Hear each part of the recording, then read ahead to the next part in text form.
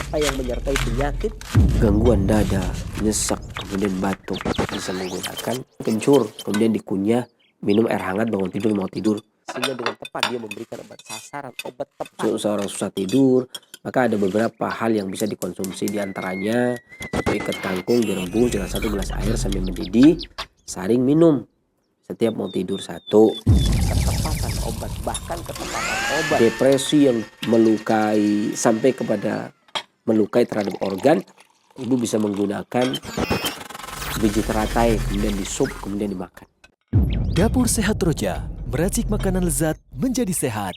Kesembuhan itu binillah, atau izin Allah Subhanahu wa taala. Bismillahirrahmanirrahim. Assalamualaikum warahmatullahi wabarakatuh. Alhamdulillah. Wassalatu wassalamu ala rasulillah wa ala alihi wa sahbihi wa man wala amma ba'd. Kaum muslimin rahimani wa rahimakumullah.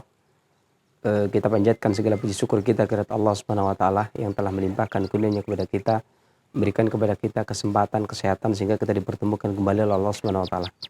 Salam serta salam semoga selalu senantiasa Allah curahkan kepada junjungan kita Nabi besar Muhammad sallallahu alaihi wasallam, juga kepada para keluarganya, para sahabatnya, para tabi'in, tabi'in dan seluruh pengikutnya yang selalu senantiasa istiqomah di dalam menapaki sunnahnya hingga di yaumul qiyamah. Dan adapun kemudian daripada itu, maka sesungguhnya kesehatan itu merupakan karunia dari Allah Subhanahu wa taala. Salah satu di antara karunia yang sering dilalaikan oleh manusia. Karena dua karunia yang sering dilalaikan oleh manusia adalah kesempatan dan kesehatan. Dan kesehatan merupakan salah satu sesuatu yang sangat bermanfaat tapi jarang disyukuri oleh manusia. Seseorang mensyukuri, tahu nilai sehat, tahu nilainya sehat ketika dia sudah merasakan sakit. Baru dia tahu bahwasanya sehat itu memiliki nilai yang sangat besar, ya. Dan kesehatan ini sebenarnya, penjagaan kesehatan ini murni karunia Allah Subhanahu wa taala. Makanya ini seseorang yang berpola hidup sehat, mengupayakan kesehatan, ini hanya berikhtiar, berupaya. Tapi upayanya dia itu tidak menentukan sehatnya seseorang. Sehatnya dia tidak ditentukan oleh amalannya dia, oleh tingkah lakunya dia, oleh pola hidupnya dia. Kesehatan itu tidak seperti, karena kesehatan itu karena Allah Subhanahu wa taala. Dan itu hak prerogatif Allah Subhanahu wa taala. Kalau sekiranya kesehatan itu mutlak karena upaya kita, karena usaha kita, tentunya orang-orang yang paling mulia, lebih mulia dari kita, para ulama, para aimatus sunnah, ya, para nabi, tentunya tidak dilanda sakit. Ya, tapi ini membuktikan bahwasanya memang itu hak prerogatif Allah. Terkadang Allah ujikan kepada kaum muslimin, terkadang orang kafir tidak diberi kesakitan, tidak diberi penyakit, terkadang mereka diberi kesehatan. Ya. Maka sebagaimana hidayah itu hak prerogatif Allah. Terkadang siapa yang Allah kehendaki beri karunia, dikaruniakan kesehatan, dia sehat. Yang Allah karuniai dia petunjuk, dia mendapat petunjuk. Jadi tidak bisa kemudian dikatakan, oh ini sehat karena upayanya dia. Oh ini sehat karena memang pola hidupnya yang bagus. Terkadang orang yang pola hidupnya bagus kemudian dia sakit. Terkadang orang yang pola hidupnya buruk, ya, terkadang dia nggak sakit. Maka ketika, satu contoh ya, ketika diharamkannya rokok misalkan, seseorang kemudian, kenapa kami merokok juga tidak sakit, ya. Terkadang seperti itu. Ini sebenarnya memang itu hak prerogatif Allah, dan sakit terkadang merupakan ujian dan sehat merupakan karunia yang datang dari Allah Subhanahu wa taala. Dan pembahasan tentang ini, kesempatan kali ini adalah kita hendak berbicara tentang sehat sakitnya darah. Akan tetapi darah ini terkadang selain darah memiliki sifat sakit, hanya sakit seorang itu, entah itu berlebih darahnya, bergejolak darahnya, atau seseorang itu kemudian beku darahnya, atau tidak lancar peredaran darahnya, atau tidak cuma kelebihan, terkadang dia kurang darah seseorang. Entah itu dikarenakan makanan dan asupan yang tidak pas, tidak diproduksi menjadi darah, atau makanan yang bagus tetapi tidak punya kesempatan untuk memproduksi menjadi darah, ya. Atau lemahnya hati tempat penyimpan darah, atau lemahnya jantung sehingga haroroh tidak bisa merubah makanan menjadi rutubah, dan rutubah tidak bisa menjadi darah.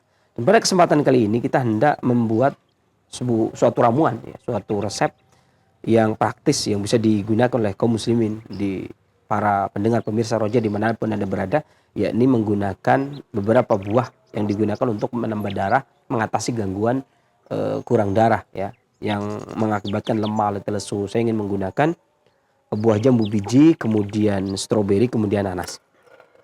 Ya, dan airnya nanti cukup air secukupnya saja. Kita tambah air dan madu ya. Ini stroberi kita bisa gunakan 3 buah stroberi ya, atau kalau yang suka asam sesuai selera boleh. Kita masukkan stroberi secukupnya. Sini 3 buah ya. 3 buah stroberi. Kemudian jambu biji. Ini saya gunakan jambu biji yang merah. Ya.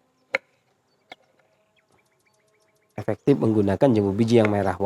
Saya bukan berarti mengacu kepada penelitian yang jambu merah itu menambah trombosit dan sebagainya, tetapi karena karakteristiknya jambu merah ini memang cara kerja pengobatan klasik melihat cara kerja bahan obat adalah dari sisi karakteristiknya atau dari sisi tabiatnya. Walaupun secara penelitian ya mengiyakan. Ya. Kemudian kita nanas cukupnya.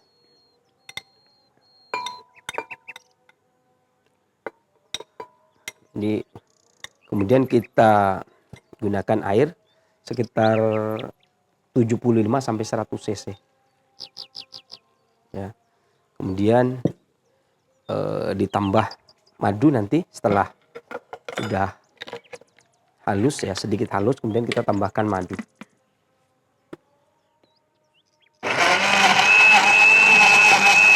Kita blender.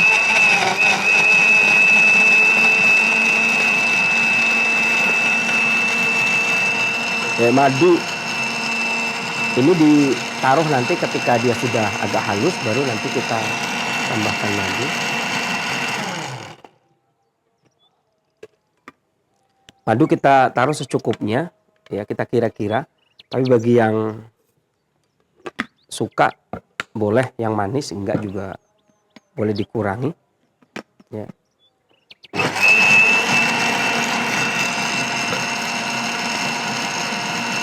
Kita biarkan sampai halus. Jadi ini yang kita gunakan adalah stroberi, jambu, kemudian nanas, kemudian ditambah dengan madu ya.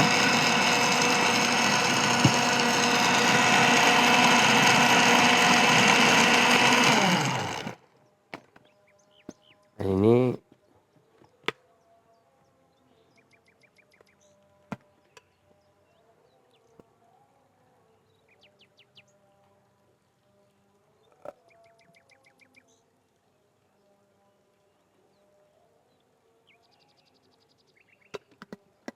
kita tuang. Ini kita dapat sebenarnya dapat 2 gelas ya. Kita ambil 1 gelas dulu. Ini adalah formula dari, karena ini kita pakai jambu biji merah. Beberapa potong nanas, ya, 4 sampai 5 potong nanas sesuai selera keasaman, kemudian 3 buah stroberi, kemudian 1 buah jambu biji merah, kemudian ditambah madu secukupnya. Ini digunakan untuk meningkatkan darah atau menambah darah. Beberapa cara kerja dari jambu biji, stroberi, kemudian tomat, stroberi, kemudian nanas ya, kemudian madu. Ya, ini jambu biji ini rasanya manis. Jadi manis ini pada prinsipnya memiliki sifat haror dan rutubah, memiliki sifat panas dan lembab. Jadi dia meningkatkan energi vital dan meningkatkan rutubah. Sementara darah itu bahan bakunya dari rutubah. Setelah menjadi rutubah, kemudian menjadi cairan merah, disimpan di dalam kabit. Maka jambu biji ini dikenal dalam pengobatan klasik, dia menambah rutubah. Menambah rutubah, kemudian juga memasok kekurangan darah pada kasus-kasus kekurangan darah. Dan stroberi itu rasanya asam. Rasanya asam, sifatnya dingin, sedikit manis. Dan ini artinya stroberi ini asamnya menjaga agar darah tidak rusak. Agar darah tidak rusak dan baik yang keluar ataupun yang menetap, yang tersimpan di dalam kabit. Sementara nanas ini asam manis, jadi dia menyeimbangkan antara volume darah, pengeluaran darah agar tidak terlalu berlebih, mencegah terjadinya pendarahan juga, kemudian juga mencegah berkurangnya darah. Sementara jambu biji menambah dikarenakan dia menguatkan rutubah, manisnya menguatkan, menambah energi vital, kemudian manisnya juga memiliki sifat lembab yang menambah rutubah dan menambah darah. Dan pada prinsipnya tubuh kita terdiri dari 2 unsur, yakni harorah dan rutubah. Tercukupinya harorah dan tercukupinya rutubah ini merupakan tujuan para pengobat untuk mengobati para pasiennya, sehingga yang tujuan yang dicapai adalah sehat sesuai dengan yang dikaruniakan Allah Subhanahu wa taala, dan ini merupakan penjagaan kesehatan yang sudah dikaruniakan oleh Allah Subhanahu wa taala.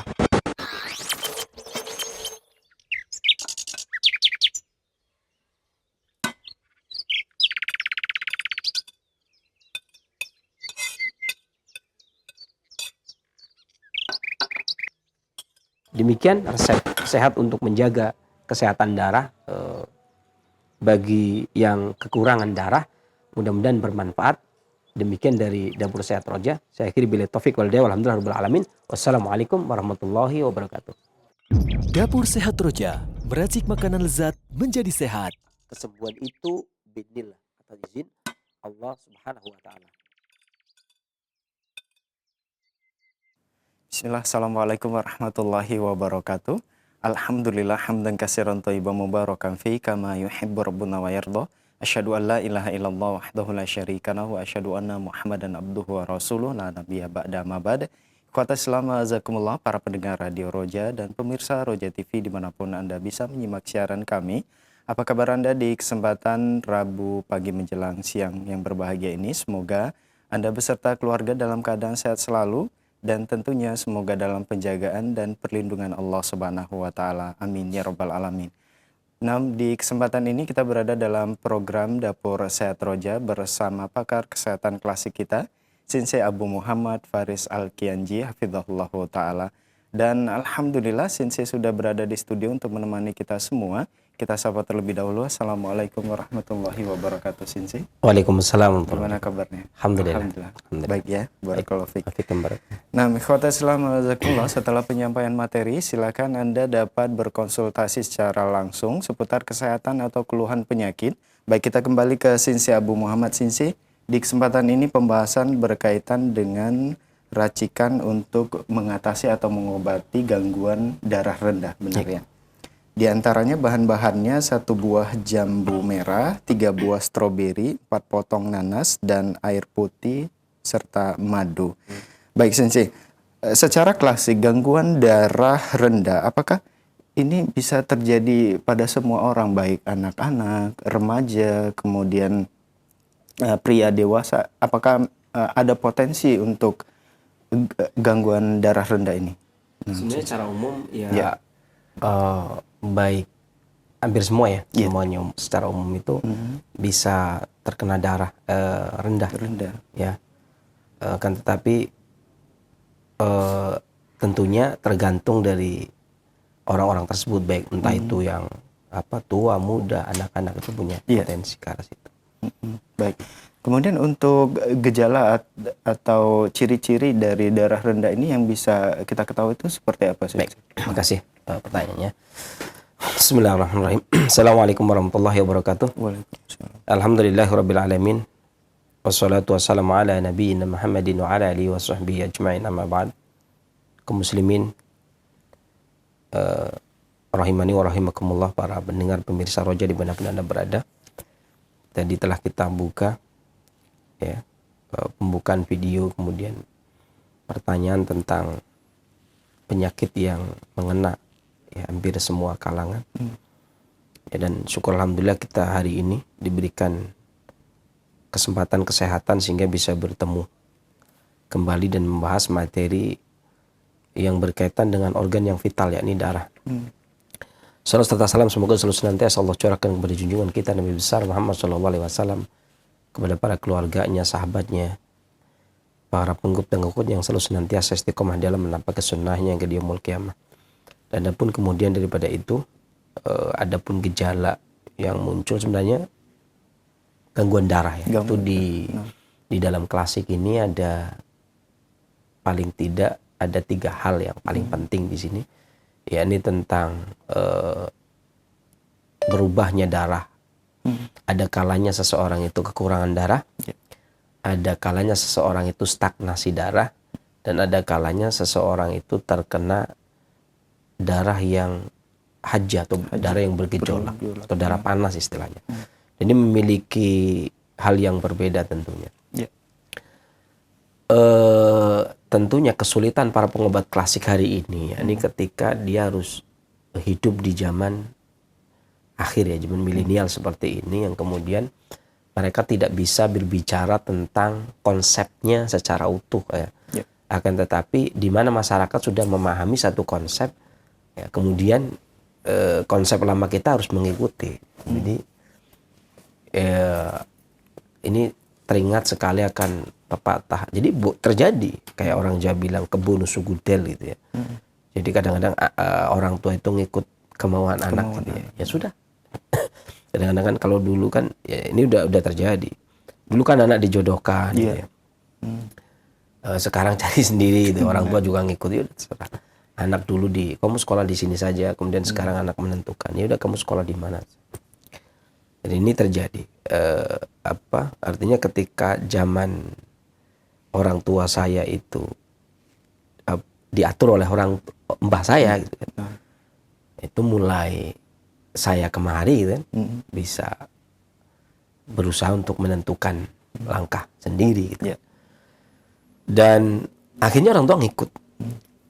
Pengobatan klasik tentunya lahir lebih dulu daripada konsep-konsep Western medicine, kemudian konsep-konsep penelitian hari ini. Akan tetapi ketika sesuatu itu menjadi resmi gitu ya, sesuatu yang baru itu menjadi resmi, kemudian sesuatu yang lama itu tidak resmi menjadi partikelir itu istilahnya ya.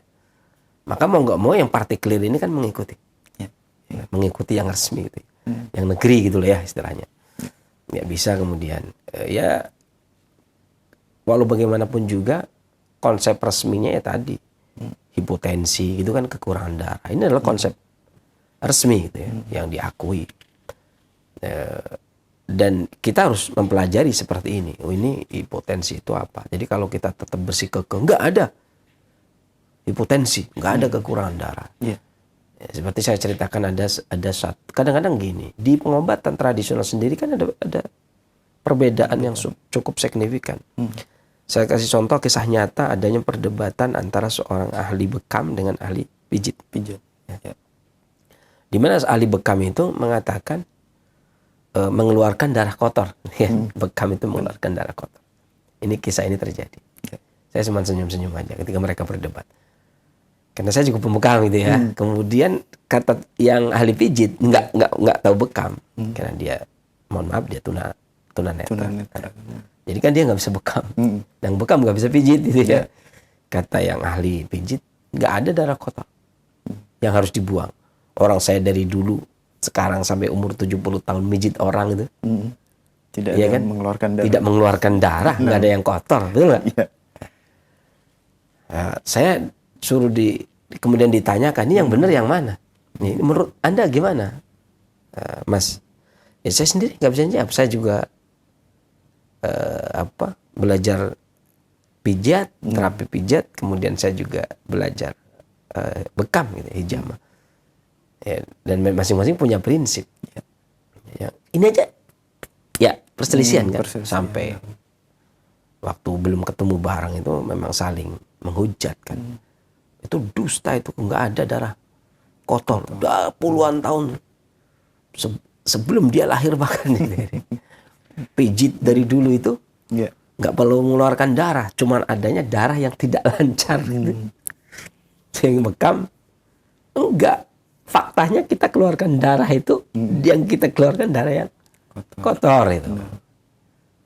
Kan ini perselisihan intern tradisional. Kalau kemudian dikatakan bisa nggak pengobatan tradisional itu sama dengan pengobatan kedokteran barat? Ya nggak mungkin. Yang tradisional satu dengan tradisional lain aja. Saya kasih contoh tadi. Berbeda gitu kan. Yang satu mengatakan adanya darah tersumbat, tidak lancar. Makanya saya katakan tadi keluhan stagnasi darah. Iya. Gitu kan.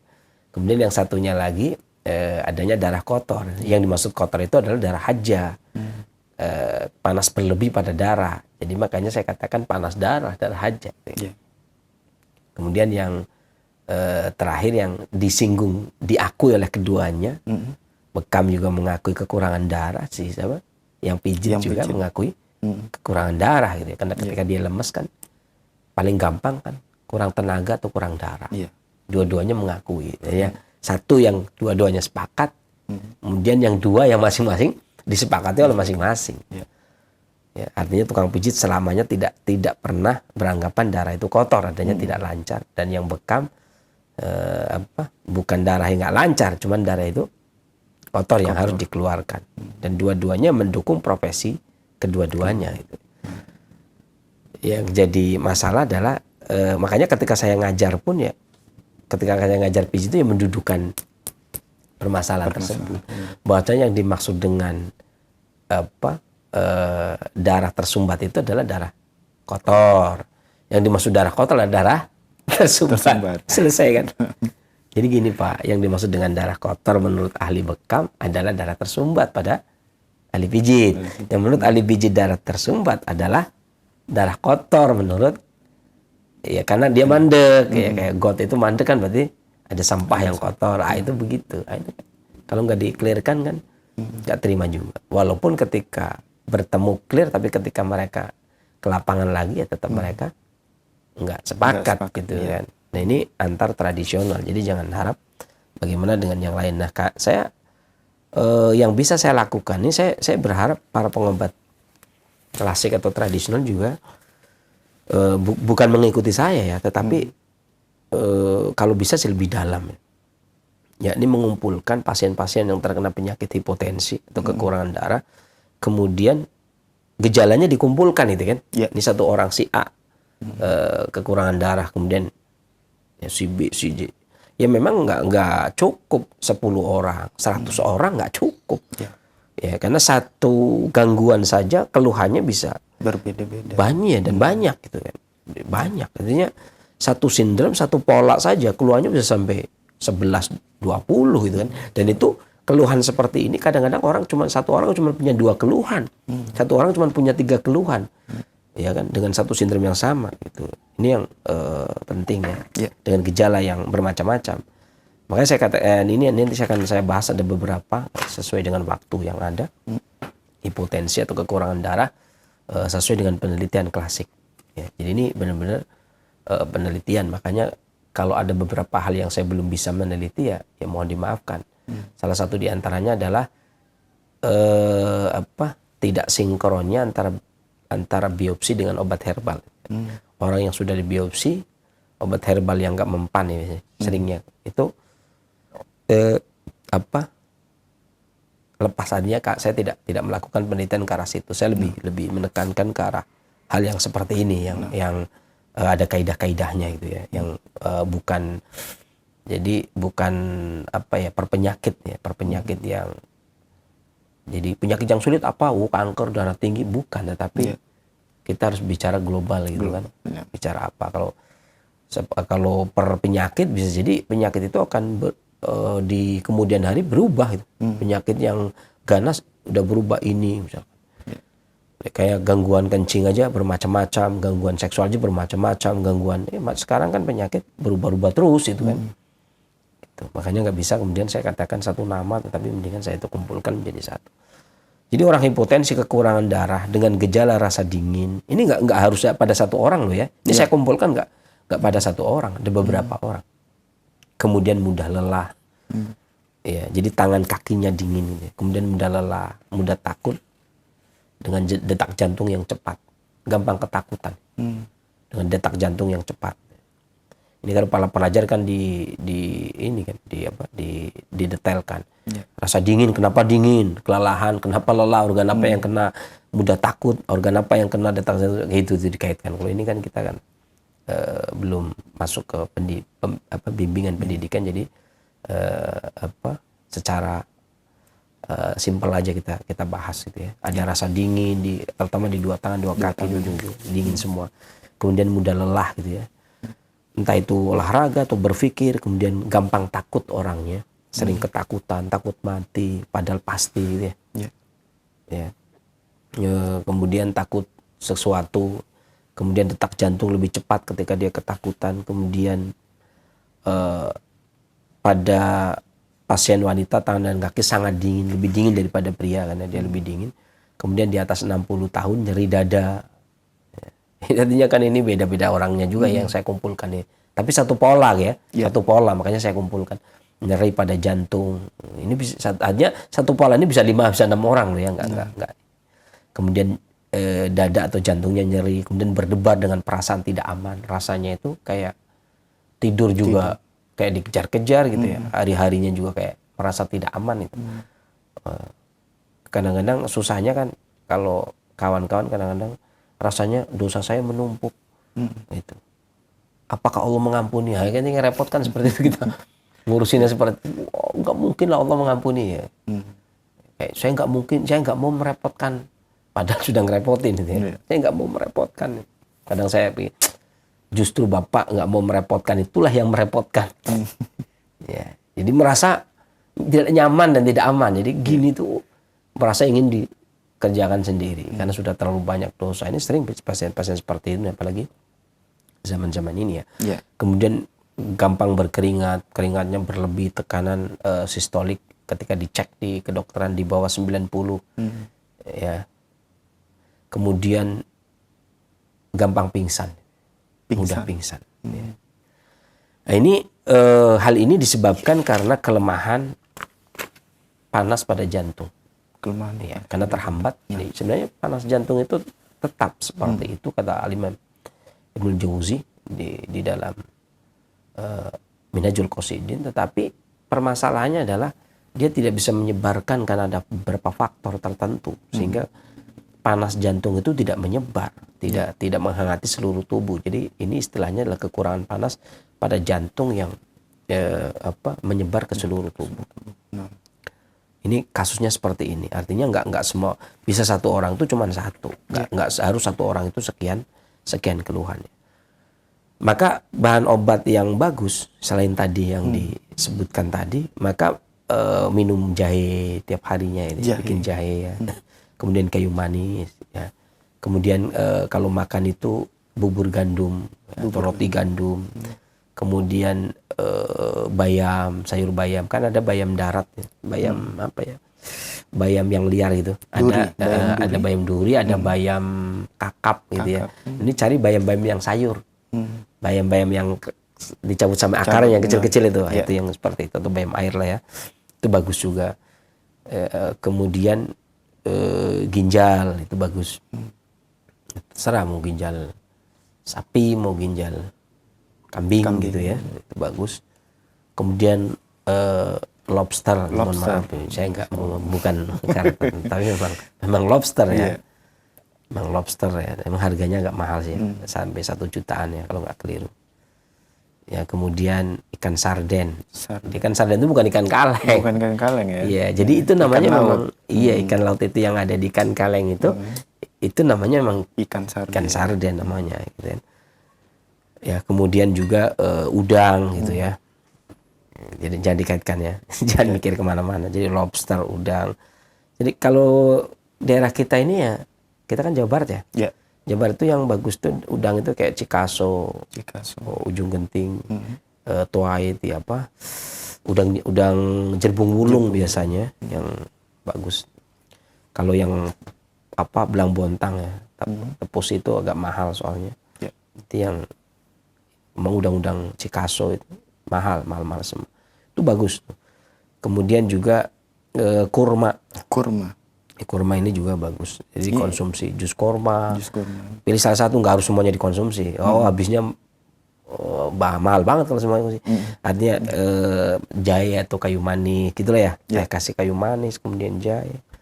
Ya, kemudian bubur gandum, kemudian sayurnya boleh pakai sayur bayam, kemudian kadang pakai ikan sarden, kadang pakai, ya tergantung ekonomi dong. Tergantung Bisa pakai lobster, bisa pakai udang gitu ya. Bisa juga kudapan buahnya itu kurma gitu ya. Iya. Ini yang pertama. Dikarenakan panas jantung melemah. Ya, artinya tidak menyebar ke seluruh tubuh. Yang kedua, adanya seseorang yang hipotensi, kekurangan darah yang keluhannya nyeri di perut. Nyeri di perut. Keluhannya nyeri di perut. Kemudian ada pembengkakan perut setelah makan. Ini juga kasus pada pengecekan kurang darah gitu ya. Kemudian ketika kita cek keluhannya adalah ada pembengkakan di perut, terutama setelah makan. Setelah makan dia perutnya bengkak. Kemudian anggota tubuh dingin, terjadi diare, ya, buang air besar. Diare ini ada dua, diare yang terus menerus atau satu kali buang air besar, tetapi sebelum subuh. Ini juga masuk kategori diare. Maksud kami seperti itu. Jadi maksud kami diare adalah meskipun dia satu kali, tapi kalau buang air besarnya sebelum subuh, ini masuk kategori diare. Atau yang kedua, diare yang terus menerus. Ini dua-duanya diare. Kemudian mudah lelah, kemudian cekutan yang tidak teratur dengan suara yang rendah. Ya. Tapi cekutannya nggak kencang gitu ya. Itu cekutan dan suara yang rendah. Kemudian lebih menyukai kehangatan. Artinya minuman hangat, makanan hangat gitu ya. Iya. Kemudian lebih menyukai dipijat. Lebih senang kalau dipijat. Apanya? Kemudian nyeri didorong dengan kelelahan dan kelaparan. Nyeri perut, tubuhnya lelah, kemudian gampang lapar. Kemudian nyeri yang meningkat dengan istirahat dan makan. Jadi ketika nyeri, begitu istirahat tambah nyeri, begitu makan tambah nyeri.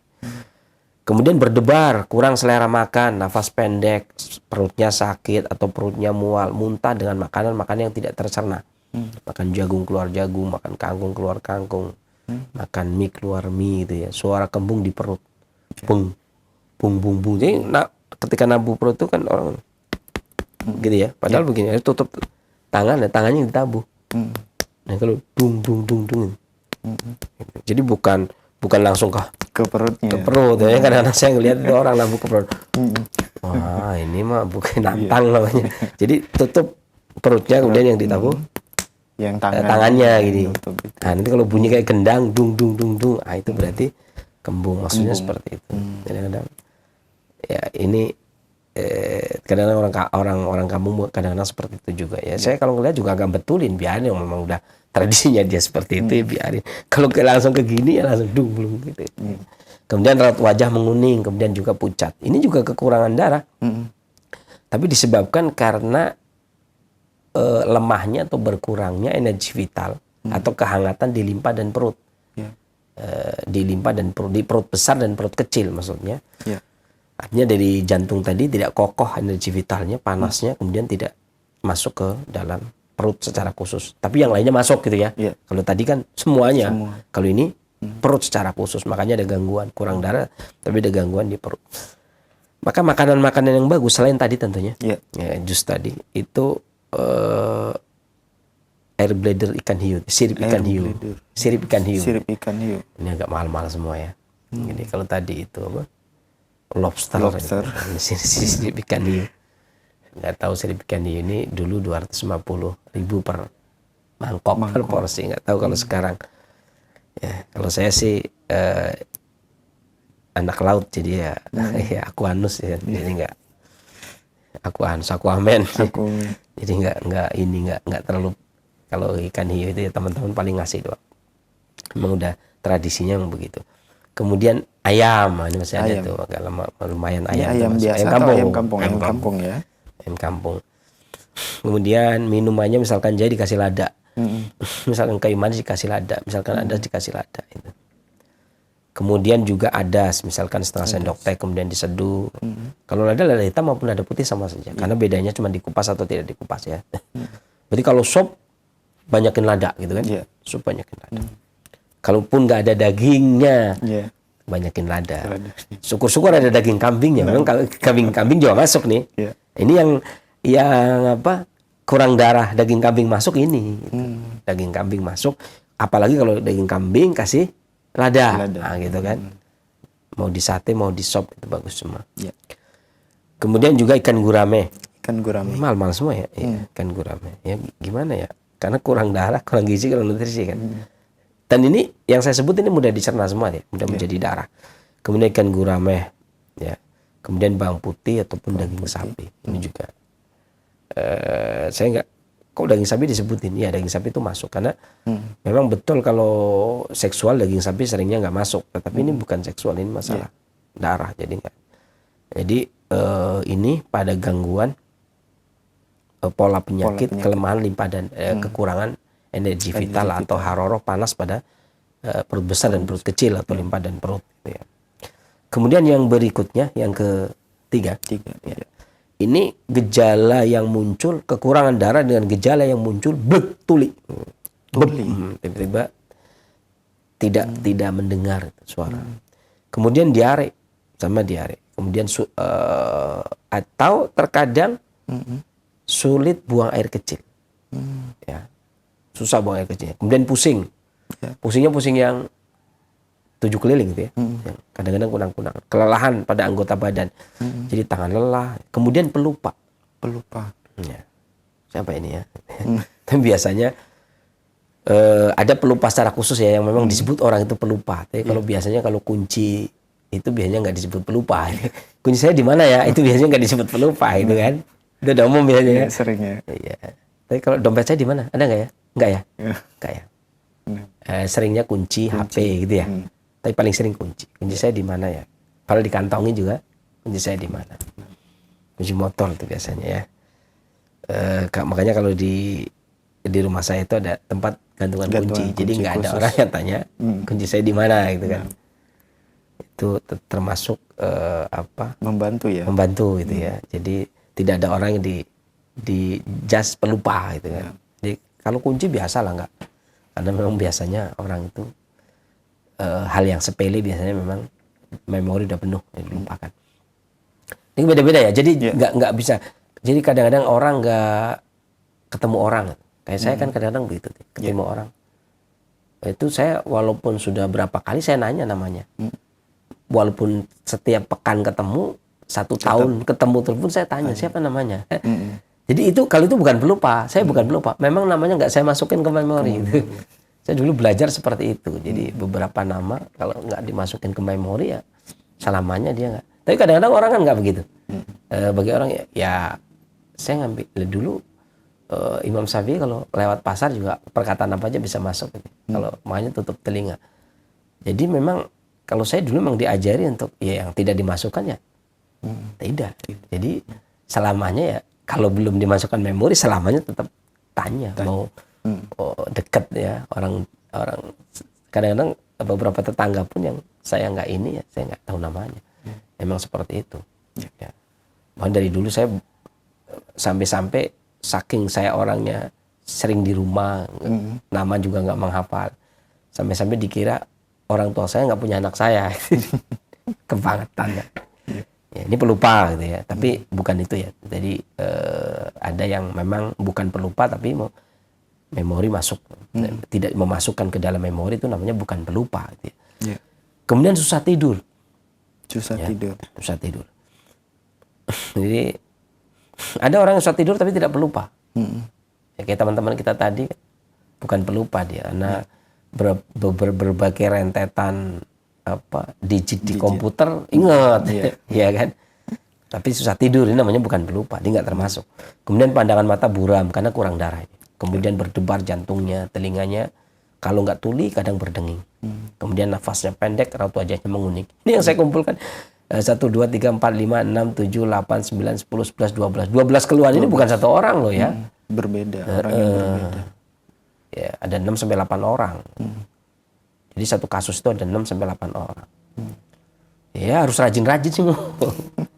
Nah, kemudian ini disebut ketika terjadi seperti ini, kekurangan darah terjadi seperti ini, pada klasik disebut sindrom astenia limpa dan ginjal, esensi kekurangan darah atau esensi pada limpa dan ginjal. Nah, ini keluhannya seperti ini.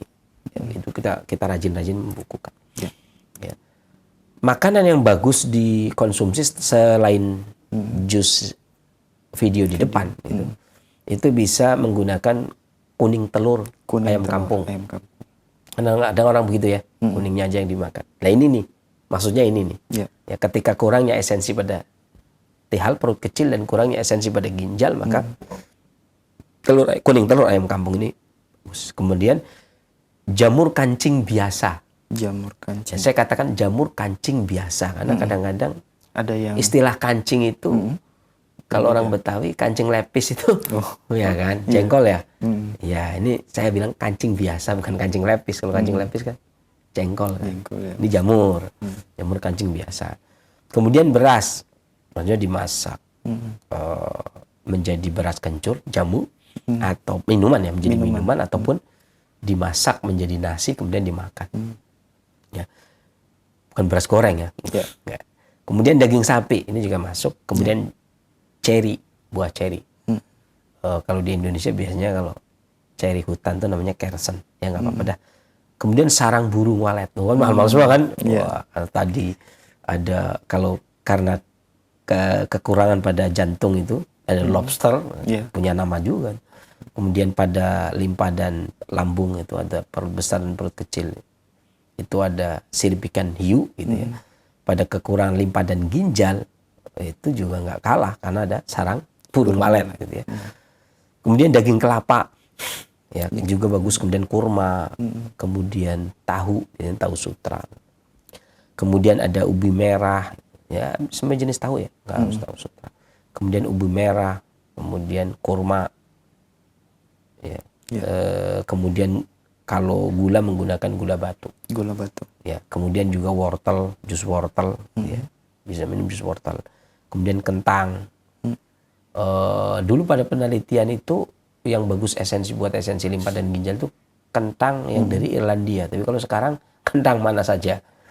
Ya, kalau dulu zaman-zaman saya masih belajar itu kentang Irlandia. Kalau sekarang ternyata sama, kentang sini juga bisa. Nggak harus kentang Irlandia. Kemudian juga asparagus. Ini lama nggak muncul, asparagus baru muncul. Kemudian telur ayam. Ya, secara umum kalau digoreng, mata sapi ya Pak. Ya. Kemudian jamur putih. Kemudian benih wijen. Ya, benih wijen. Ya, benih wijen disangrai sebentar. Kemudian bisa diseduh bersama dengan kurma itu juga bisa. Kemudian ginjal sapi, hati ayam. Ya, kemudian lobster, ada lobsternya juga ini. Kemudian raspberry, kerang, terutama kerang darah atau kerang laut. Kerang laut itu banyak juga. Kalau di kampung saya seringnya menggunakan kerang laut itu namanya kerang keong kuwuk itu. Jadi kayak jadi besar, bisa sebesar kepala gitu. Keong lautnya itu bisa sebesar kepala. Saya nggak tahu di apakah di semua tempat ada. Kalau di kampung saya itu ada, tapi nggak dijual dia, cuma dikasih.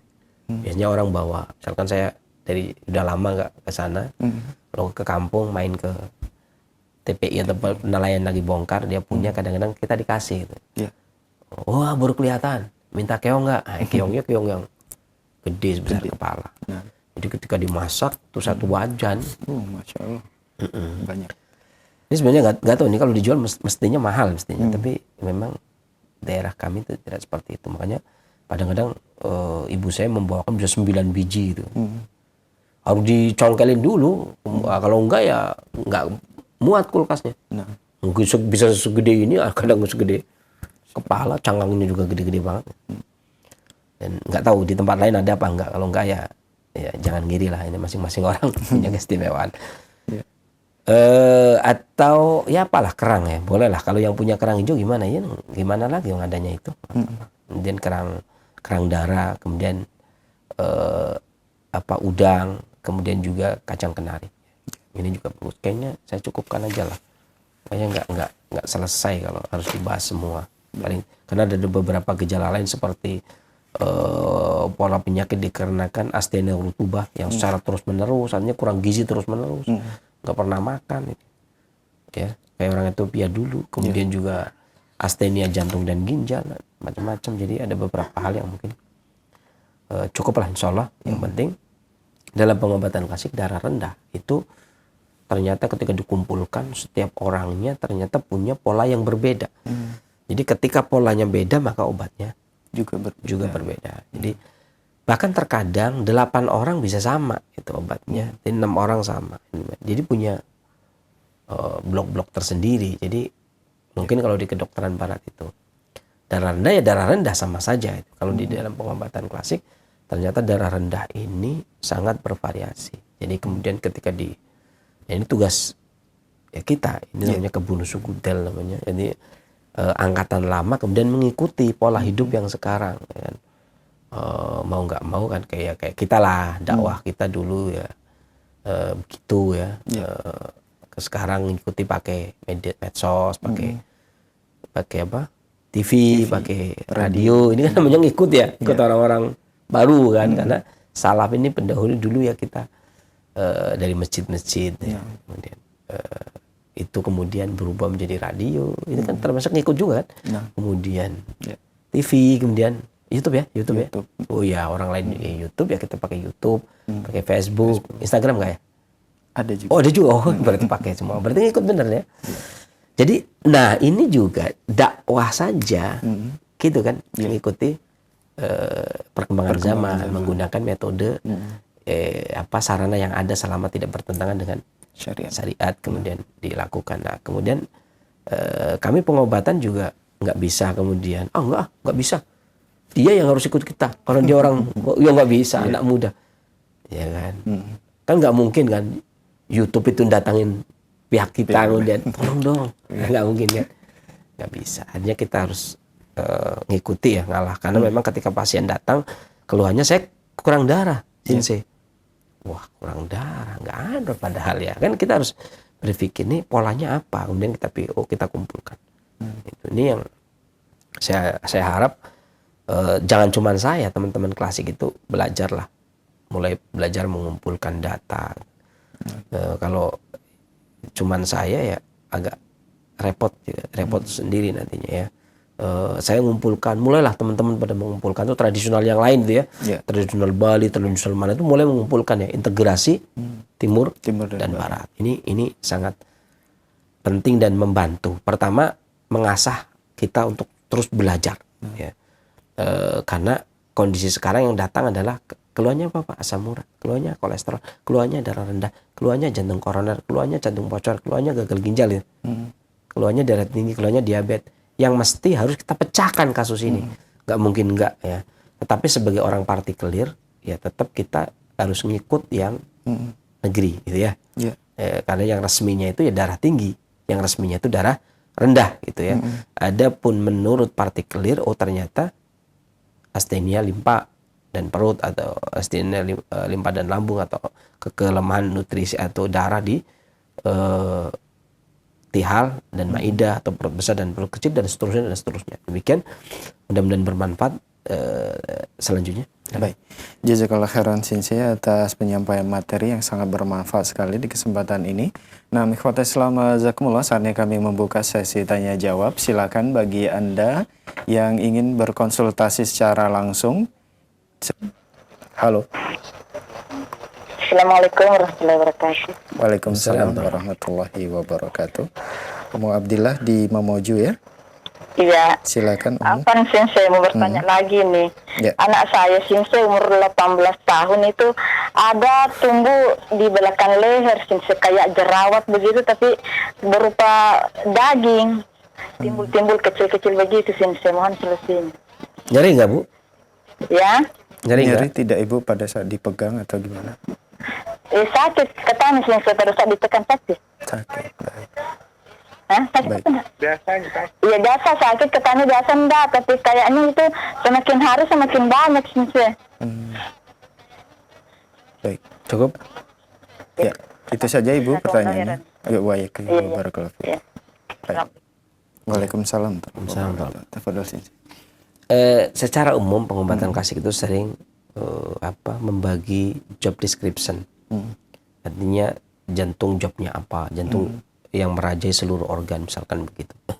Kemudian yang membawai tentang cairan siapa, membawai tentang darah siapa. Semua masing-masing punya job. Pengobat klasik ini menetapkan bahwasanya yang mengatur sirkulasi cairan adalah maksudnya menterinya itu ya, itu tihal atau perut kecil, limpa lah bahasa orang awamnya. Maka biasanya ketika adanya benjolan dikarenakan distribusi yang tidak baik sehingga terdapat benjolan, entah itu di ketiak, di leher atau di mana saja, maka biasanya yang disalahkan pertama kali adalah menterinya, yang penanggung jawabnya, yakni tihal dalam hal ini atau perut kecil. Apalagi kalaupun itu, ini secara umum ya, secara umum keseluruhan seluruh tubuh. Ya. Apalagi ketika job tersebut dibagi menjadi penanggung jawab harian atau penanggung jawab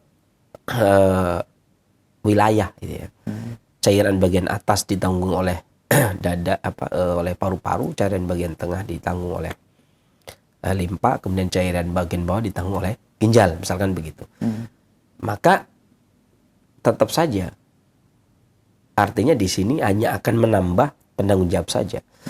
Kalau tadi di atas itu berarti wewenang wilayah, itu berarti paru. Tetapi secara umum pemegang jabatan itu adalah tihal. Maka berarti ada dua organ yang bermasalah. Ya, ini paru-paru dan limpa dan tihal. Beberapa bahan obat yang secara umum ya, secara umum saya sampaikan. Ini kalau yang diminum yang menguatkan dua-duanya, di Indonesia ini ada satu buah yang bisa digunakan untuk menguatkan dua-duanya, itu buah mengkudu. Mengkudu. Ya. Pace, Ibu bisa menggunakan buah mengkudu atau Morinda citrifolia. Kemudian yang putih ambilnya ya, yang putih didiamkan semalaman, kemudian agar putih berarti itu sudah matang. Sudah matang. Ya. Kemudian didiamkan semalaman agar dia lembek. Ya. Ketika lembek baru kemudian di blender atau diperas, ambil airnya, ya. Kemudian diminum. Ya, lakukan sehari sekali. Satu. Kemudian kedua, yang bagian luar itu bisa menggunakan umbi uwi atau umbi ungu. Kemudian diparut, kemudian ditempelkan, atau bisa menggunakan minyak zaitun yang dipanaskan pada sendok. Di sendok, kemudian panaskan pakai lilin, kemudian dioleskan. Itu sehabis mandi. Demikian, mudah-mudahan Allah angkat penyakitnya dan bermanfaat bagi para pendengar Indonesia yang lainnya. Selanjutnya. Baik, jazakallahu khairan Sensei atas jawabannya. Semoga bermanfaat untuk penanya Umu Abdillah yang berada di Mamuju, Sulawesi. Nah, ikhwatal Islam azakumullah, masih kami buka kesempatan bagi Anda yang ingin berkonsultasi secara langsung. Halo. Ya, silakan. Halo. Ya, assalamualaikum. Waalaikumsalam warahmatullahi wabarakatuh. Dengan Bapak siapa di mana? Ini Bapak Usman dari Belitung. Silakan Pak Usman. Ya, saya mau bertanya, itu keluhan dari buah kemaluan itu membesar sebelah itu. Baik, mohon dikecilkan terlebih dahulu Bapak volume televisi atau radionya. Itu buah kemaluan saya sebelah kanan itu membesar.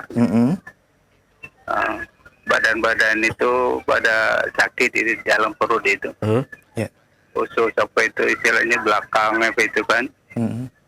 Ya itu saja kiranya gimana solusinya itu cara menghilangkan, mengecilkannya gitu. Kayaknya kelenjar itu di bawah-bawahnya, bukan di bahan itu yang membesar di bawahnya itu kayak berkelenjar gitu. Ya. Ada yang mau ditanyakan? Cukup. Baik Bapak, mohon ditunggu jawaban dari Sensei. Terima kasih atas interaksinya. Jazakallah khair. Ya. Warahmatullahi wabarakatuh. Nah, tafadhol Sensei. Ya. Jadi usus turun atau buruknya. Ya, limpa turun atau limpa energi vital limpa yang turun. Mungkin kalau bahasa kaminya cikni namanya, itu energi vital limpa yang turun. Atau orang sini mungkin hernia atau turun bro. Ini berkaitan dengan kekuatan energi vital yang limpa yang lemah. Setelah lemah, lama-lama kemudian dia turun, gitu ya. Ada beberapa hal yang bisa dikonsumsi. Di antaranya ibu bapak bisa menggunakan 1 sendok teh adas, ya. 1 sendok teh adas kemudian diseduh dengan air panas, biarkan sampai hangat setengah gelas ya. Kemudian diminum, lakukan pagi dan sore. Ya, demikian, dan angkat penyakitnya dan bermanfaat bagi para pendengar dan pemirsa yang lainnya. Selanjutnya. Baik.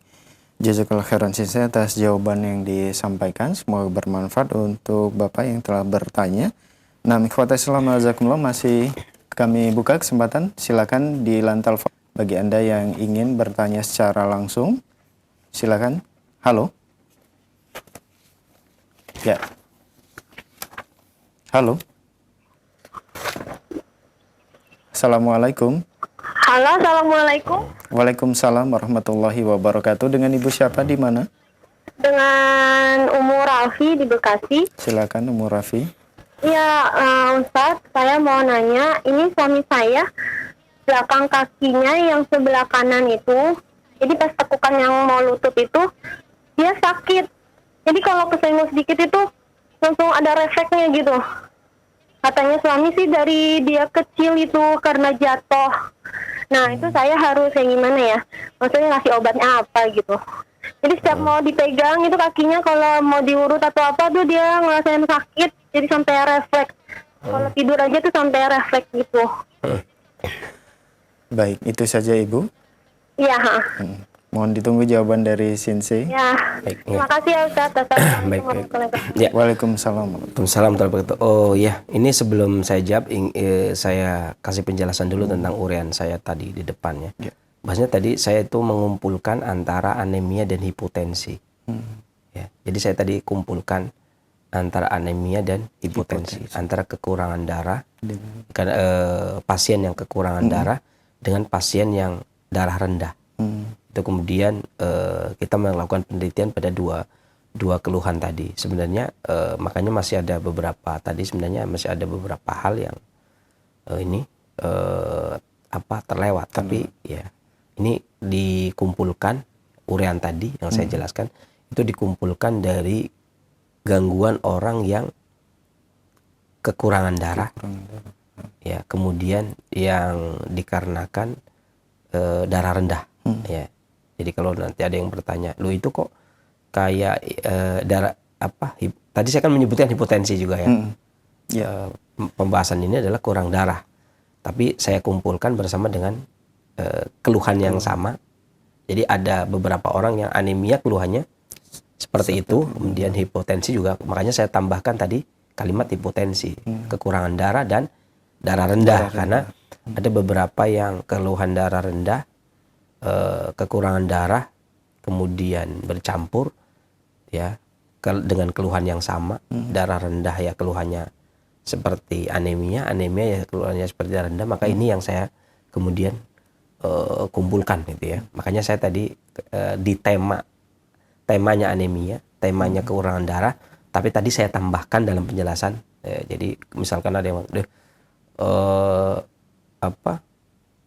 tambahannya mana? Tambahnya tadi saya katakan atau hipotensi kan itu saya bilang begitu. Darah rendah. Karena dalam pengobatan klasik itu darah rendah tidak ada ya.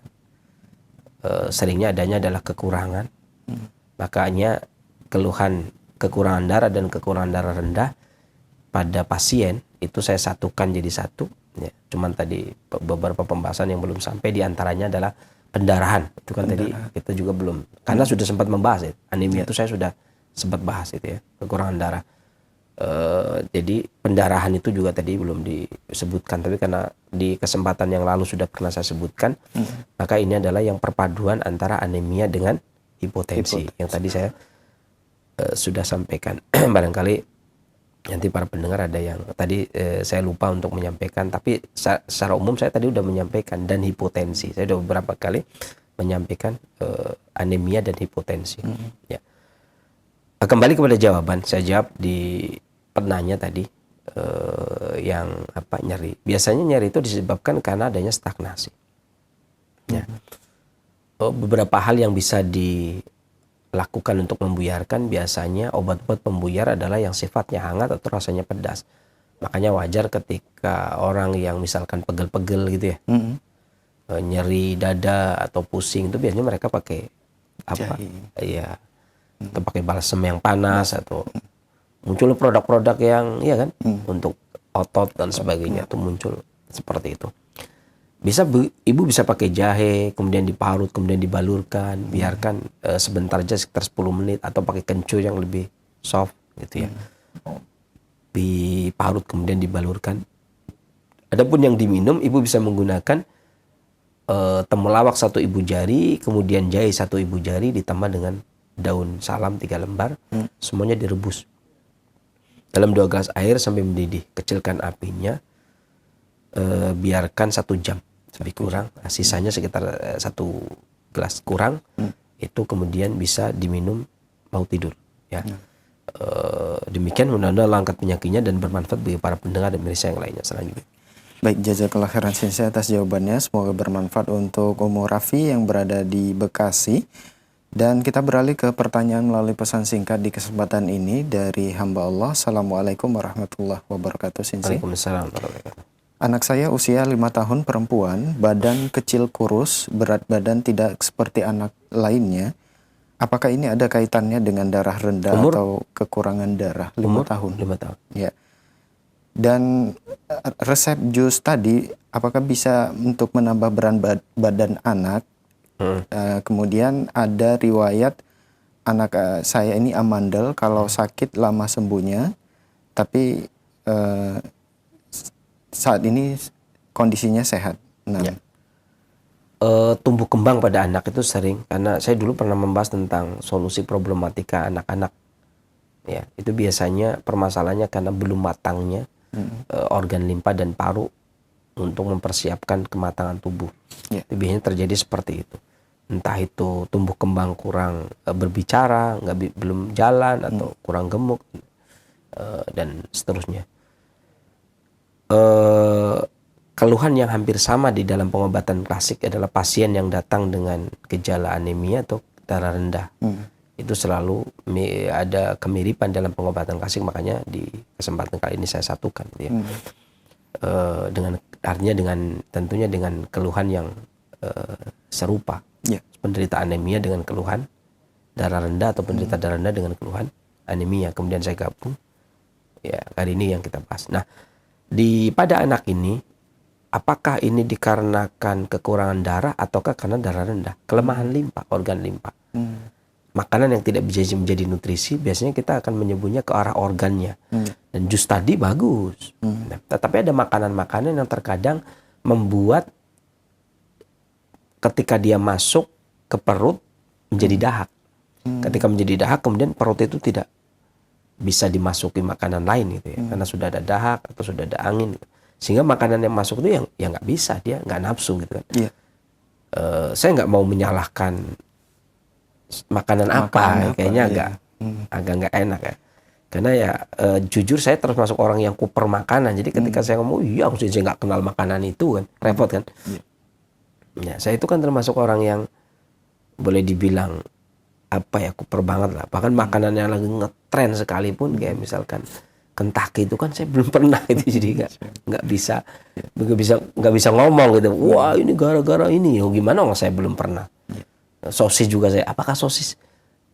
Ada yang tanya, sosis bagus nggak sih? Nggak tahu, saya nggak pernah makan. Tanya kepada yang sudah makan dong. Sudah pernah makan. Wah ini nggak baik. Karena saya makan itu sesuai tabiatnya yang biasa saya makan. Saya makan. Tubuh saya bukan perpustakaan makanan gitu kan. Jadi segala sesuatu ada gitu ya.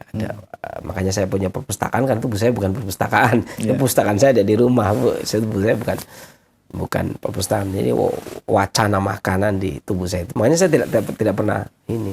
Cuman kadang-kadang anehnya gini. Jadi murid atau orang yang mendengarkan saya, dia membuat kesimpulan itu. Maksudnya itu makanan ini. Padahal saya nggak pernah ngomong. Saya melarang ini, melarang itu. Enggak, saya nggak pernah makan. Gimana mau melarang? Makan aja nggak pernah. Ya, jadi miskin rasa kali ya. Jadi kurang kuper banget lah. Jelas kalau masalah itu. Jadi sebenarnya saya di kelas pun saya nggak boleh dibilang tuh enggak lah. Nggak ngomong ini gitu, enggak lah. Saya cuman kadang-kadang mereka menyimpulkan karena mereka mendengarkan pelajaran di tempat lain, entah itu pelajaran diet A, diet B, diet C, diet D dan seterusnya. Dia menyimpulkan sendiri gitu loh. Wah, kalau menurut Sensei, padahal nggak menurut saya. Buah dulu yang bagus. Ada yang macam-macam lah. Padahal saya nggak pernah ngomong seperti itu. Karena gimana saya mau ngomong saya sendiri. Kadang-kadang saya itu sah-sah saja, silakan saja. Ya kan, kalau misalkan kita mau makan pagi dan sore, itu bagus karena kebanyakan kita umat belakangan ini para pengobat klasik ya, yang paling bagus ya makanya sahur, buka dan sahur, makanan buka, makanan sahur, jadi makanan pagi, makanan sore, itu makanan yang bagus. Silakan, saya nggak mau makan siang gimana? Ya dulu saya termasuk orang yang nggak pernah makan siang. Ya. Sekian tahun saya nggak makan siang, itu kayak apa? Makan cuma 2 kali memang begitu kan. Cuman begitu saya hidup dengan masyarakat ternyata saya orangnya ya oke lah. Masyarakat makan 3 kali, suatu tempat saya dikasih makan 3 kali ya 3 kali gitu kan. Padahal dulu kalau saya 3 kali ternyata asik juga. Padahal saya makan nggak 3 kali. Ya, jadi saya nggak nerapkan gitu. Kemudian ada yang bilang enggak, siang itu makanan yang paling bagus karena kata Al-Hafidz Ibnu Hajar Al-Asqalani dalam kitabnya mengatakan Nabi Ibrahim itu tidak makan pagi, tidak makan sore, tidak makan pagi kecuali kalau bareng dengan tamu. Jadi kesimpulannya makannya siang doang gitu. Aduh ya, akhirnya dijadikan satu, makan pagi dan sore menurut kita itu ya. Dalilnya puasa dan buka puasa dan sahur. Kemudian makan siang dalilnya fatwanya Al-Hafidz Ibnu Hajar. Nah itu ya silakan saja. Terus makanan apa? Karena nggak ada ulama yang kemudian menghukumi makan harus 1 piring, makan harus 2 piring, enggak. Karena masing-masing orang terserah. Nah, perhatikan saja beberapa makanan yang hanya menjadi dahak, tidak menjadi gizi dan nutrisi. Tentunya ketika dimakan anak tidak akan menjadi tumbuh kembang, dia akan menghambat pertumbuhan. Karena organ itu berat mencernanya. Kalau makanan yang berat dicerna ya jangan dikasihkan itu ya. Makanan yang ringan dimakan itu yang dimasak 1 kali masakan itu ya, jangan di beberapa kali. Tapi saya nggak berani menjudge kemudian makanan apa ya. Karena kadang-kadang kayak kemarin saya ada pasien datang, dia makan yang pakai santan apa namanya? Sayur yang pakai santan. Lodeh, sayur lodeh. Ya. Tuh kan saya awam banget. Jadi sayur lodeh sore. Itu pagi harinya belum dicerna. Masih kelihatan di lidah pada uap lambungnya. Masih utuh. Nah kan saya mau ngomong apa? Karena pada beberapa orang itu ada yang kasus seperti itu. Tapi ada juga yang makan sayur lodeh malam paginya sudah tercerna gitu kan. Ya pokoknya kalau tidurnya cepat ya dia.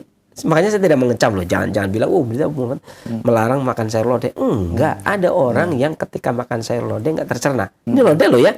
Familiar loh, ringan gitu ya. Makanya gimana saya mau ngomong ciki-ciki sosis Kentucky Nugget gitu ya. Enggak, saya enggak ngomong itu. Artinya sekelas lodeh yang familiar pun ada ternyata beberapa orang yang makan sore hari paginya nggak tercerna. Tapi ada juga yang dia makan malam. Pakai lodeh paginya selesai tercerna.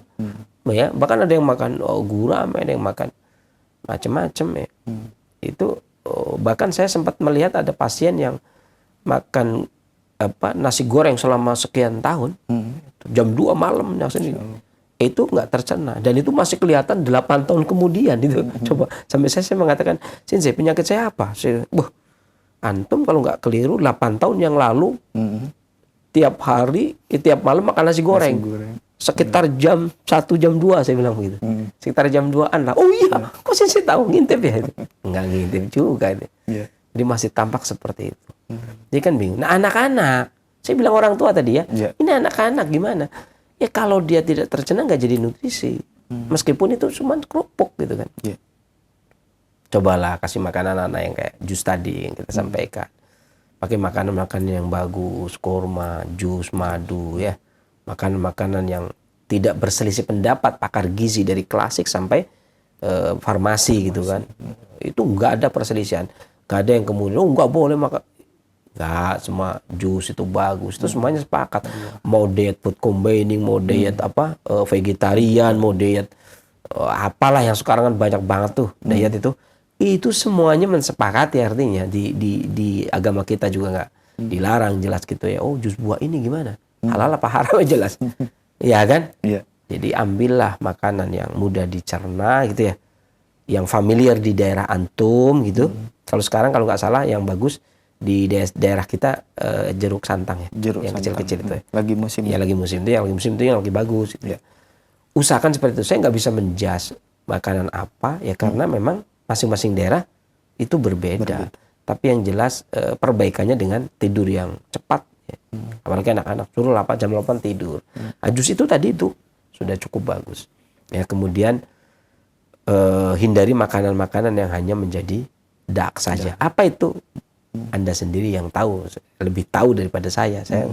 Karena masalah makanan, jenis makanan mungkin Anda lebih tahu, atau karena apa yang masuk ke dalam perut saya itu lebih sedikit ya. Jadi saya kalau dibilang makanan apa sih yang sebenarnya akan memberi dampak, saya nggak tahu. Makanya saya kadang-kadang kalau gimana saya nyari sendi, jangan makan kol. Saya cuma bilang begitu. Oh gitu aja ya Sensei. Tapi saya kalau makan ini saya nyeri. Itu saya nggak tahu, saya nggak pernah makan itu gitu. Saya cuman tuh kalau nyeri itu kalau makan kol, saya nggak. Ya itu tadi karena koleksi saya yang sangat terbatas. Jadi Anda yang koleksinya itu besar itu ya, maka Anda lebih tahu makanan-makanan apa yang tidak susah dicerna, dan itu yang menghambat tumbuh kembang anak ya. Itu tolong diperhatikan. Mudah-mudahan bermanfaat bagi yang lainnya juga. Selanjutnya. Baik, jazakallah khairan Sensei atas jawabannya. Semoga bermanfaat untuk penanya. Dan masih pertanyaan melalui pesan singkat kembali di kesempatan ini dari hamba Allah. Assalamualaikum Sensei. Waalaikumsalam. Sensei, saya mengalami darah rendah sudah hampir 3 minggu dan sering kepala pusing. Apa yang harus saya lakukan Sensei? Ya.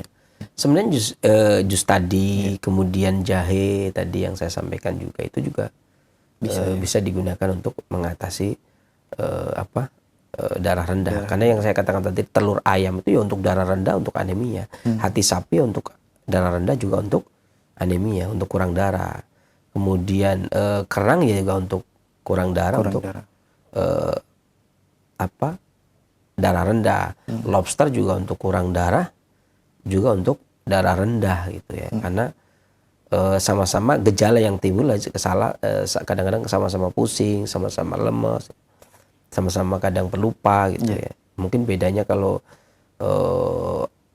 yang beda banget adalah ketika anemia itu pendarahan. Gitu. Anemia dikarenakan pendarahan itu akan di dalam klasik itu sangat beda sekali gitu ya. Selanjutnya.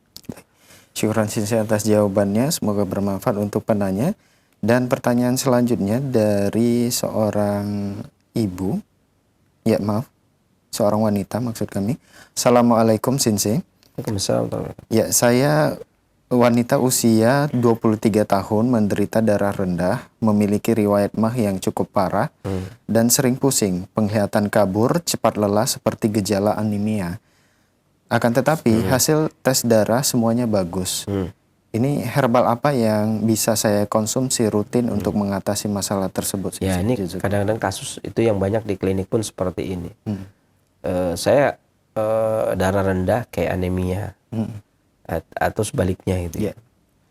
Anemia dan darah rendah, dua-duanya kena. Ya, darah rendah ya anemia. Ya, maka itulah yang melatar belakang kenapa kita gabung. Jadi bukan darah rendah dengan anemia itu sama, tetapi terkadang solusinya sama. Ya. Gejalanya sama. Ya. Saya darah rendah, suaranya pelan. Saya anemia, suara pelan gitu ya. Wah ya sudah, akhirnya kita kumpulkan jadi satu. Saya darah rendah, nafas pendek. Saya kurang darah, nafas pendek. Saya darah rendah, ada pembengkakan di perut. Saya kurang darah, ada pembengkakan di perut. Saya darah rendah, saya pusing. Saya anemia, saya pusing. Disitulah kemudian kita gabungkan kelelahan seperti itu. Nah, jus tadi bagus. Bagus. Ya. Ada gangguan asam lambung? Iya, ada riwayat MAH yang. Nah, yang termasuk meningkatkan darah, artinya bermanfaat untuk orang yang kurang darah, anemia, kunyit. Kunyit itu sering digunakan untuk tambah darah, dan kunyit juga sering digunakan untuk mengatasi darah rendah, agar darahnya kembali stabil. Ya. Tapi kunyit juga digunakan untuk menurunkan tensi. pada orang yang darah tinggi kadang-kadang kunyit digunakan untuk menurunkan tensi. Iya. Pada orang yang darah terlalu rendah digunakan untuk menaikkan tensi. Pada orang yang kekurangan darah digunakan untuk meningkatkan darah. Darah. Gitu ya. Dan jambu biji juga begitu untuk untuk menaikkan tensi sehingga terbebas dari darah rendah, dan pada kasus kekurangan darah sehingga dia menjadi nutrisi dan menjadi darah. Makanya jusnya sama saja. Kalau dia tidak tahan dengan ramuan itu maka bisa menggunakan kunyit, karena kunyit juga aman dan dia obat buat lambung juga, tapi menaikkan darah juga, artinya menstabilkan darah.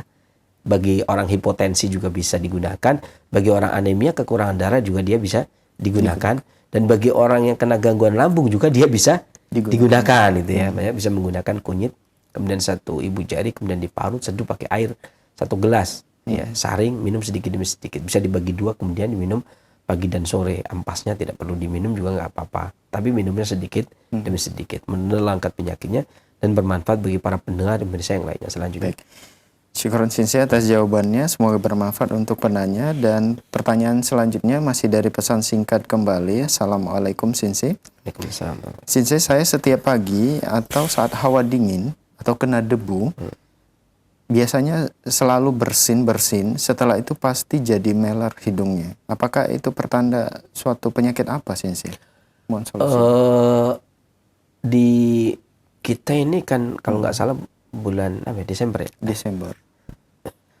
Bulan Desember ya. Bulan Desember ini ya kita masih masuk kategori musim dingin. Musim dingin, hujan ya? Musim penghujan. Kayak kemarin kita hujan lebat, tiba-tiba juga hujan terus. Bahkan sekarang ini sampai orang Jawa menyebutkan ini musim ini istilahnya itu kalau dilogikakan itu wisok kentir ing maruto, itu maksudnya itu saking besarnya hujan dan angin sampai bisa racun saja bisa lenyap dari ya, artinya besar banget hujan dan angin. Wisa itu bisa maksudnya. Kentir itu terbawa arus. Yang maruto itu sebenarnya angin tapi pas hujan maksudnya. Karena sekian. Jadi sampai ini musim ini.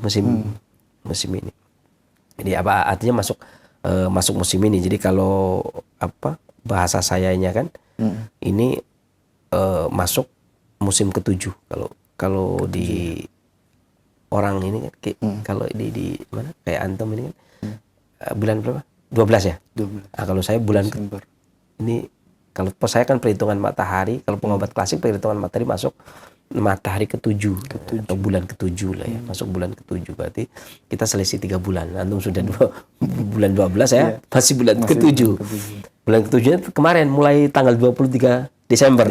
Baru mulai kemarin. Jadi tanggal 1 itu 23 Desember ternyata. Di dalam pengobatan klasik tanggal 1 bulan 7 adalah tanggal 23 Desember kemarin. Jadi dan ini pas betul musimnya, lumayan ya, anginnya kencang ya, terkadang dari barat, terkadang dari barat daya, itu anginnya kencang sekali. Kalau kemarin kan dari Kumbang itu dari selatan gitu ya. Kalau kemarinnya lagi ini udah kencang. Jadi ya biasalah musim-musim seperti ini orang bersin pagi hari meler, kemudian flu, tapi ada plus radangnya dikarenakan sisa musim panas kering kemarin itu. Musim panas nggak kelar, musim kering nggak kelar, kemudian masuk musim dingin kita sariawan justru, kemudian terkena flu ya. Obat yang digunakan ya rutin lah minum jahe, pagi jahe, kemudian sore jahe. Kalau saya suka kopi ya jahe kopi gitu kan. Kalau malam saya suka ngeteh ya jahe teh gitu kan. Jadi asik-asik saja. Jadi kondisi-kondisi seperti ini minum jahe. Lah bagaimana kalau sariawan? Kadang-kadang sekarang juga sariawan. Kalau sariawan ya boleh pakai kencur. Dan jahenya diganti kencur, karena kencur tidak terlalu keras buat pengidap sariawan. Soalnya kalau kita hari ini, kalau saya sariawan di musim seperti ini, bagaimana kalau saya mengkonsumsi seperti saga, kemudian akar alang-alang, kemudian kangkung, kemudian lendir lidah buaya, bisa buat radangnya. Tapi kan sekarang dingin ketemu dingin. Jadi justru tubuh kita nggak kuat kena musim ini. Maka yang baik kalau tidak jahe maka kencur, kemudian bisa pakai kayu manis juga, teh kayu manis juga ya, kemudian ada juga. Kalau orang Jawa dulu kalau musim-musim seperti ini kemudian terkena bersin biasanya menggunakan bangle. Ya, kalau nggak kencur dibakar, kemudian dikeprek, sudah pakai air, kemudian diminum. Ya, ini bagi yang ada panas tubuh radang, kemudian anak-anak kecil itu kencur lebih soft. Mudah-mudahan Allah angkat penyakitnya dan bermanfaat bagi para pendengar Indonesia yang lainnya selanjutnya. Baik. Jazakallah khairan Sinsi atas jawaban yang disampaikan, dan karena keterbatasan waktu yang ada, itu merupakan pertanyaan terakhir di kesempatan ini. Mungkin ada sebagai ikhtitam atau penutup. Tafadhol Sinsi.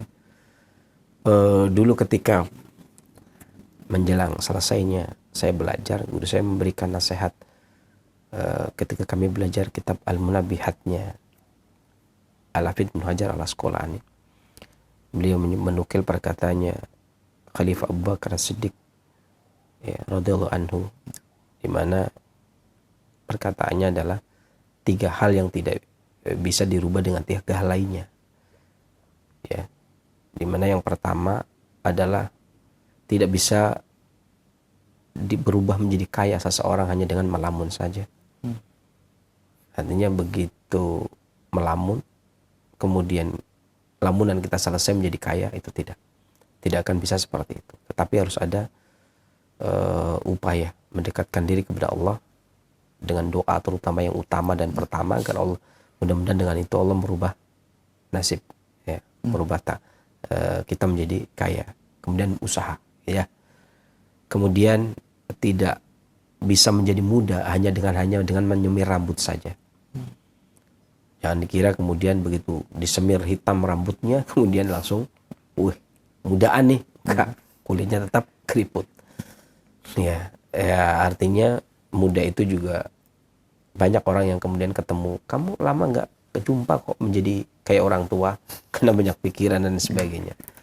Ya, berpikirlah yang sederhana.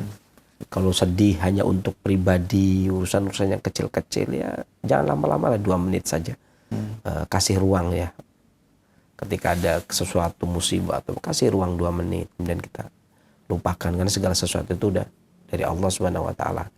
Ya, kita terima, ridho dengan takdir Allah Subhanahu wa taala. Dan yang ketiga, tidak akan sehat seseorang itu hanya dengan obat. Ya, karena sehat itu karunia Allah. Bahkan banyak disebutkan di dalam hadis Nabi sallallahu alaihi wasallam bahwasanya nikmat yang sering dilupakan, dilek oleh manusia adalah nikmat sehat dan lapang. Jadi ya waktu luang. Sehat itu karunia, bukan upaya kita. Artinya porsinya itu lebih besar karunia. Ya. Sama saja dengan surga itu bukan dari upaya kita. Karena kita sholat, karena kita zakat, langsung surga, bukan. Karena rahmat Allah Subhanahu wa taala. Kalau hitung-hitungan seperti itu, hidup kita cuma berapa tahun ya? Hidup 60 tahun, misalkan kita ibadah 60 tahun. Lah kalau surga kita di surga 60 tahun gimana? Sesuai dengan ibadah ya enggak? Ya tentunya tidak. Itu karena rahmat Allah Subhanahu wa taala. Maka sah-sah saja ketika iblis salah enggak diampuni, Nabi Adam salah diampuni, kekasih Allah ya sah-sah saja diampuni. Artinya kita yakinlah bahwasanya sehat itu merupakan rahmat karunia Allah Subhanahu wa taala. Lah bagaimana kalau kita sakit kemudian minum obat? Itu masih banyak syaratnya. Seorang yang sakit, Allah turunkan penyakit, Allah turunkan obat. Ya, dan obat itu berbentuk materi dan ilmu. Kalau makanya kata Imam Ahmad, alimau man alima wa jahilu man jahila. Kalau yang nggak tahu ya dia nggak tahu. Obat pun nggak bisa jadi obat kalau dia tidak tahu. Ya, orangnya harus tahu ilmunya, dosisnya harus tepat gitu kan, agar tepat Nah, tepat sasarannya pun nanti Allah yang menghendaki kemudian sehingga menghancurkan penyakit tersebut. Tentunya yang terakhir bidnillah. Setelah menemukan ahlinya, kemudian penyakitnya bisa menggempur, obatnya bisa menggempur penyakit, terjadi pertarungan misalkan, pun penyakit kalah itu atas izin Allah Subhanahu wa taala. Jadi orang yang sakit pun tetap kesehatannya atas izin Allah Subhanahu wa taala. Ya, nah pengobat itu makanya sebenarnya bukan pengobat, tetapi hanya rafiqutib, hanya pembantu ya, kita itu merawatlah, membantu untuk bersama-sama memohon kepada Allah Subhanahu wa taala ya, atas apa-apa yang sedang ditakdirkan oleh Allah untuk pada diri kita. Kadang-kadang hal baik kok. Misalkan kita nggak pernah istirahat, dengan sakit jadi istirahat. Ya. Dengan adanya seperti ini, orang jadi di rumah gitu kan, sekolah bareng sama ibunya. Jadi ya ambil, nggak usah banyak inilah. Kalau dipikirin semua dunia nggak ada yang nggak ada yang bikin nggak pusing gitu ya. Semuanya bikin pusing. Kita sukai saja, apa yang nikmatilah semua. Usahakan itu pagi hari jangan menggerutu, tapi bergembiralah dengan karunia yang telah Allah Subhanahu wa taala berikan. Toh karunia yang diberikan oleh Allah dari semenjak kita lahir sampai hari ini lebih banyak ketimbang ujian yang diberikan kepada kita. Kita sakit paling berapa hari sih? Ya, dan seterusnya. Apalagi kita dapat nikmat yang paling besar, yang nikmat Islam gitu ya, dan sunnah. Itu yang paling penting dan bisa ditukar dengan kesehatan ataupun dengan harta benda apapun. Mudah-mudahan bermanfaat apa yang saya sampaikan, dan saya akhiri bila taufiq wal hidayah. Alhamdulillah. Assalamualaikum warahmatullahi wabarakatuh.